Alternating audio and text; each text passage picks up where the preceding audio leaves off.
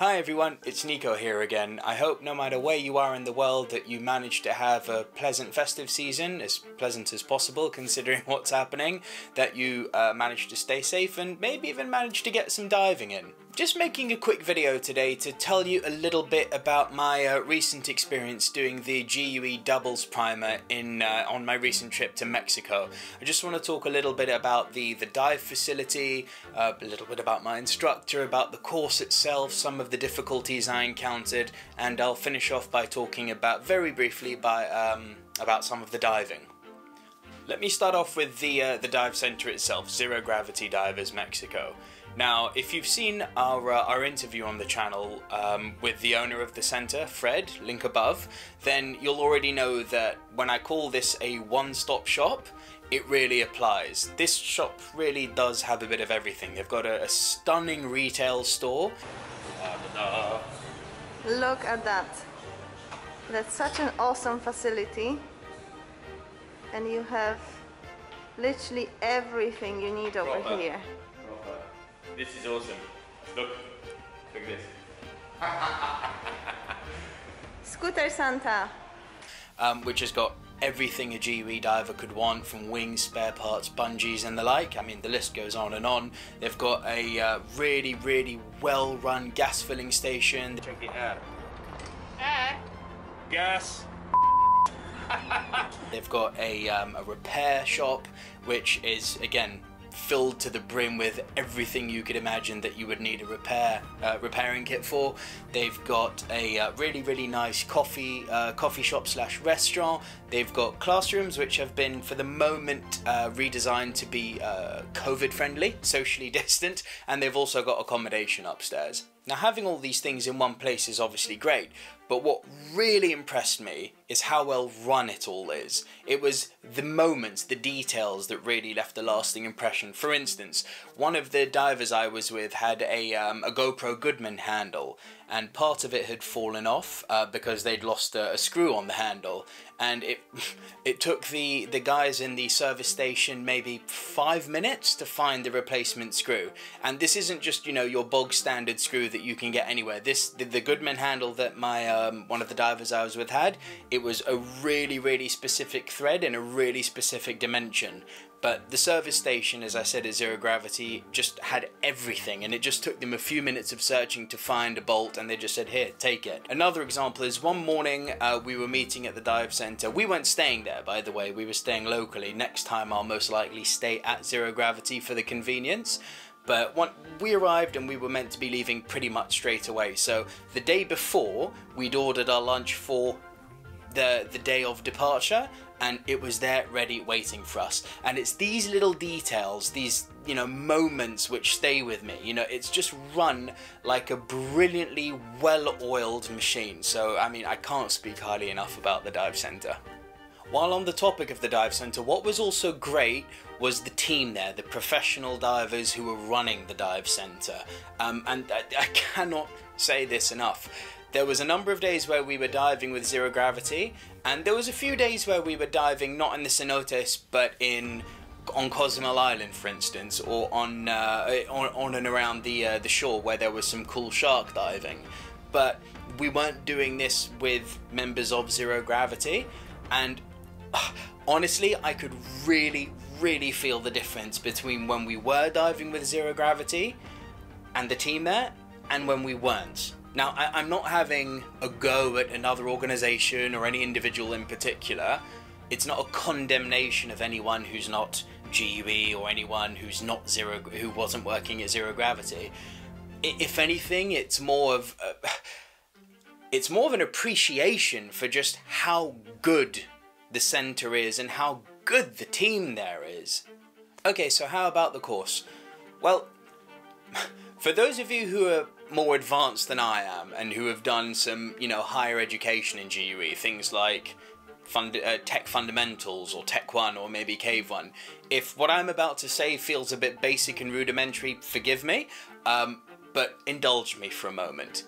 Now, our instructor Emoke did ask us right at the beginning of the course what our aspirations for the course were, you know, why we'd signed up to it and what we hoped to get out of it. And obviously it's definitely something you should think about if it's a course you're considering signing up for, and that obviously goes for any course or GUE course that you're considering doing.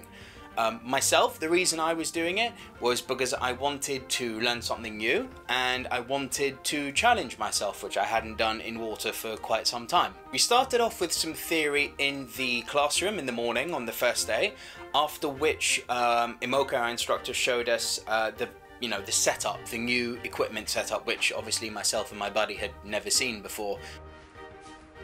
Look, come look, this is what we're doing today. Look this. This is awesome. So this was already all new to us, loving it so far. And then we moved to the cenotes for our training dives in the afternoon. I'll talk briefly about the cenotes a bit later on, but what I would really encourage you to do, if you'd like to see more about the difference between a single setup versus a double setup, there's a link right above me here where Dorota goes into quite a bit of detail on that on one of our Versus Mondays, so check that out. Now, as with all GUE courses, the briefings are thorough, and personally it's something that I absolutely love. To give you some perspective on this, we arrived at the same time as another group at the cenote where we were diving, and they were in the water quite a bit before us, and in fact they were getting out the water just as we were getting in. Now, if GUE and the system of education is maybe new to you and this doesn't sound like your cup of tea, honestly, don't worry. It's not just you sitting there silently for a prolonged period of time and listening to your instructor talk.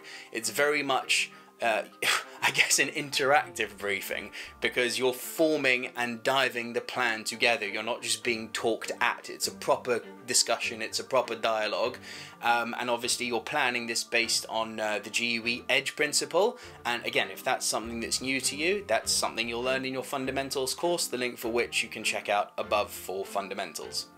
Now, as far as in-water activities go, of course I wasn't allowed to film on the course because I'm a student. I shouldn't be filming, I need to be learning here, so I don't have any footage to share with you per se, but what I can tell you and share with you verbally is that we started off by doing some fin kick practice, so frog kick, flutter kick. You guys know all the fin kicks, and for those of you who don't, this is stuff that again that you will learn on the fundamentals course. But obviously doing it in a twin set versus a single tank for the first time was quite different. And again, Emoke, our instructor, I have to shout her out here. She was exceptional at spotting small tweaks and small little adjustments we could make to improve our technique. You know, small little changes, but big difference in our overall performance. So that was great. One interesting thing I noticed actually is that my dive buddy who I was with, they had some difficulty finning, and this wasn't because their technique was bad or anything. It actually comes down to the type of fins they were using. Now, they weren't soft fins by any stretch of the imagination, but they certainly weren't, you know, the really thick rubber rigid fins that most GUE divers, I imagine actually all GUE divers, use. And I could really see the difference from day 1 to day 2 when they switched over to the jet fin style solid rigid fin.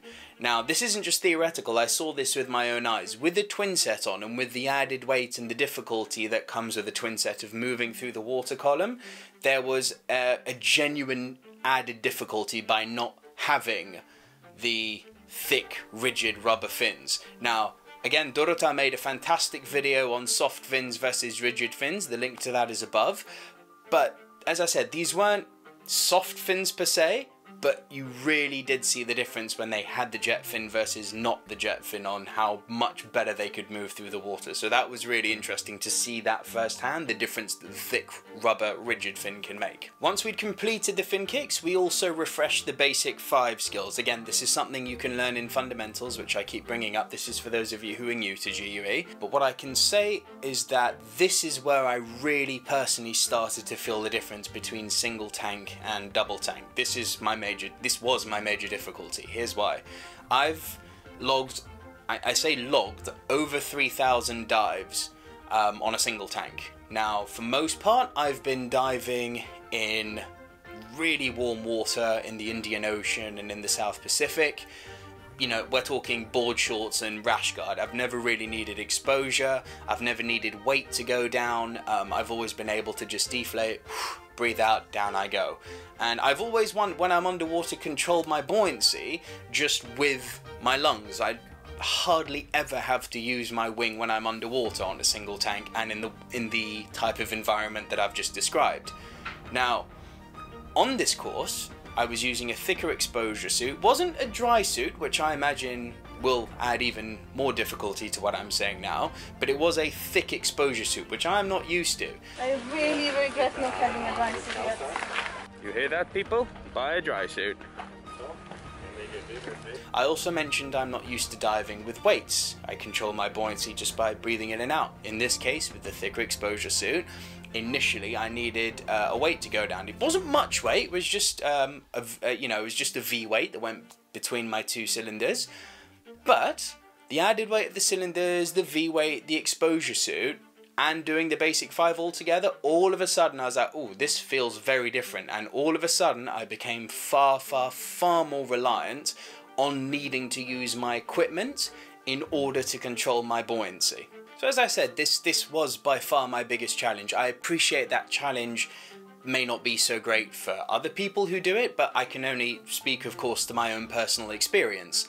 And if you are someone who, like me, has thousands of dives on a single tank, diving in warm water with very, very little exposure and even less exposure protection and even less weight, be prepared on the doubles, on the doubles primer, to slightly start relearning your buoyancy. It goes hand in hand with the territory. Another thing I found was that my movement through the water column was quite difficult. Obviously in a single tank you can turn to the sides very easily, but what I found with the doubles, and I'm sure a lot of you will agree with this, is that when you're perfectly, in position, perfect trim, it holds you. It's great. You're perfectly stabilized, fantastic. But if you lean slightly to the left or slightly to the right, you do get tilted over because of the added weight. But again, that's all part of the learning curve and part of the experience. The moments on day one where I did have my buoyancy under control and everything was right and I was in correct position, yeah, fantastic. What I'm clearly lacking at the moment is experience. So once we'd finished the dive, we surfaced, Emoke gave us our debrief and some things to think about and to put into practice for the following day. So day 2, we meet at the dive center. How super exciting.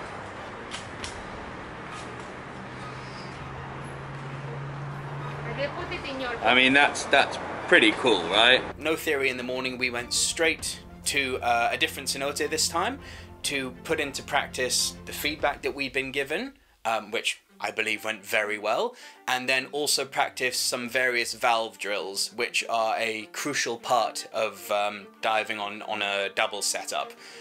For the sake of not sharing valuable course details, I'm not going to go into a huge amount of detail on what the valve drills are. That will be for you to learn. But I definitely felt, as you can imagine, much comfier on day 2 when I got out of the water than I did on day 1. Obviously experience goes up, comfort goes up.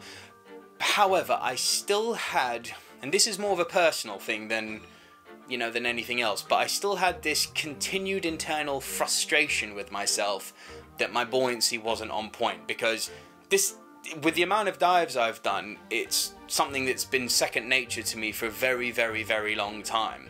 So I don't want this to sound like it was a shortcoming on my instructor's part, or that the course wasn't sufficient for me to learn that. No. The Emoke was fantastic. The course was really, really good, well structured. I can't speak highly enough about it. As I said, it's a personal thing. This idea of, after having done so many dives, of having to relearn my buoyancy, it's something that's playing on my mind. But again, I got into this for a challenge, and that's what I got. So, thoughts on the course overall. Let me give you some context to highlight what I really thought. I live in the United Kingdom. We're surrounded by some really good diving, and I've never really been diving here. I've never had the desire to do so. Until now. Because what this course did, as I said, I was looking for a challenge, and what this course really gave me was a desire to keep learning, not just, you know, stop there and be like, okay, I've done it, not for me. Because I had this internal frustration, and I beat myself up quite hard about this, because I like to be really good at everything I do. But what I found was that I'm now going to start diving in the UK. And I don't just mean in the summer months. I mean, COVID allowing, of course, as of next month. I've already spoken to an instructor here, Mr. Marcus Rose, and I plan to go diving with him in February. Yeah, the water is going to be cold, really cold, especially by a warm water diver like me. But by my warm standards, it's going to be really cold. But I don't care, because my desire to keep diving in a twin set and to upskill and to keep learning and to perfect diving in a twin set outweighs my disliking of cold water. So I hope that gives you some indication that I really like this course, despite the difficulties that I've described and despite the internal frustrations that I've shared. I think this course is fantastic. And if you're someone who's maybe on the fence about doing it, or maybe you're someone who's not even ever considered doing it, I can wholeheartedly recommend it. First off, the major worry is, oh, is it going to be too heavy? No, it's not as anywhere near as heavy as you expect carrying 2 tanks on your back. Really, you'll be surprised at how well you can manage it. The course itself, it's not too intensive, it's not too heavy on any theoretical element or any weight carrying element. It's just well structured, it's concise, it's manageable, it's quite a joy. And I've brought her up a few times, but I do need to shout out our instructor Emoke, who was wonderful. Now, I've dived with a lot of GUE instructors, you're all wonderful. And Emoke, like all the ones I've dived with before, I'm shouting her out now because she's the one I've just done the course with. She's the sort of diver who inspires you to dive. She's the sort of wonderful instructor who easily shares her passion with you, who's able to accommodate your learning difficulties, who can spot small things that you can make different, and who relays the information to you in a really friendly, uncompetitive, and warm way. So she's an absolute asset to Zero Gravity, and I'm sure if I have a chance to dive with some other dive professionals at Zero Gravity, the experience will be much the like. But for now, big love to Emoke, because honestly, she's given me a real desire to continue learning what she has taught me, and for that, you have to commend the instructor for this. So let's finish off this video with a very, very small snippet about the diving itself. Before doing the twin set, we did do some cenotes diving. Now, neither myself nor my dive buddy are cave trained, so we only managed to do the cavern diving. But even that, I say even, that was stellar, exceptional.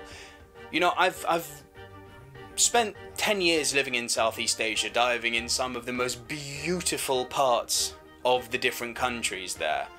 And I've been back in the UK now for 5 years, and I've done a lot of diving in that time, been to the Maldives, Cape Verde in West Africa. I've done some other dives I can't seem to remember, but I've done a bit of diving since I've come back. But you know, I've been there, done that, and it's kind of like, okay, I don't really need to do that again now. This really was, you know, kind of like a life goal achieved. The diving was unreal, despite the fact that there's little to no fish in these waters, and they're essentially just mostly, I appreciate there's some salt water, but they are mostly freshwater environments, which is not my forte at all. It was an absolute joy, not only diving with Zero Gravity and Emoke, but diving these stunning caverns, and it really was something that made me go, okay, I need more of that in my life. I'm going to be going back. I'm going to leave you now with just a final thought of, if you're thinking about doing the course, do it. I hope this video helped you. Please, as always, do be sure to give the video a thumbs up, subscribe to the channel if you haven't done already. I'll leave you now with some cenotes footage, which, disclaimer, was not filmed during the course, of course. This was all done before the course started. So, see you guys next time, and enjoy the footage.